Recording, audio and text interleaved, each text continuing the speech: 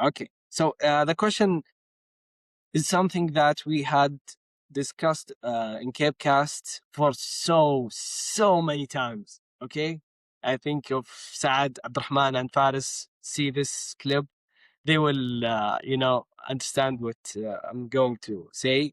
Also, our audience, we share the same audience mostly. You, us, the Jabha, you know, even the comic verse guys.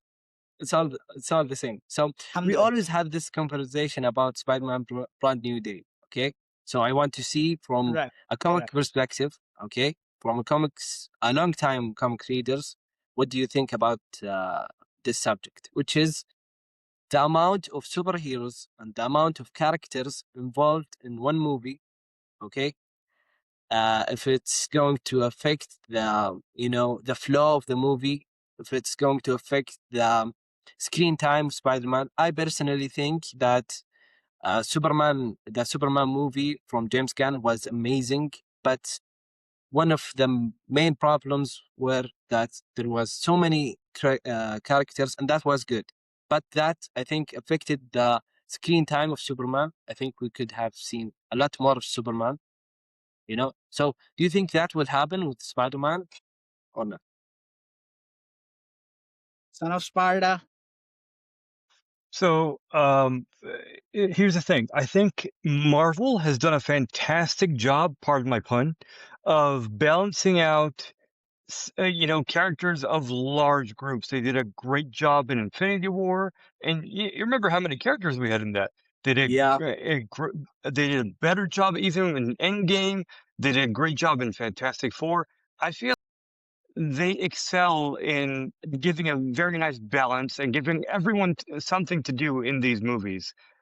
Because it would be very pointless to have all these names and not a good balance for all the characters to do something either together or individually. Um, for the case of until we find out what the story is, it's going to be hard to tell exactly.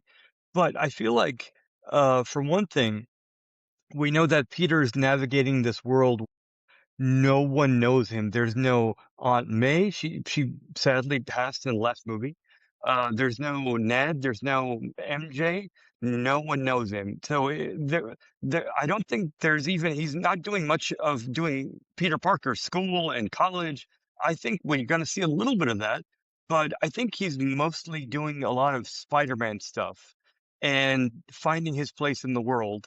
And I think that involves dealing with these other characters of Hulk being a raging monster, possibly in this movie, because we haven't seen that side of Hulk for a while, and Punisher being No more Smart Hulk. n- No more Smart Hulk. exactly. Hopefully, yes. We'd like to see a savage Hulk, right? Uh, destroy destroying the city for. I feel like we haven't seen that guy in forever. So hopefully we see that. And the Punisher himself as a character, they were trying to deal with him in the show because his whole thing is that he kills people. So uh, I've heard, whether this is true or not, we'll find out. I've heard that they've toned down the violence on the Punisher's end, but I'm sure he'll still be a little violent. Uh, what I've heard is they're saving all the violence for his special movie on Disney.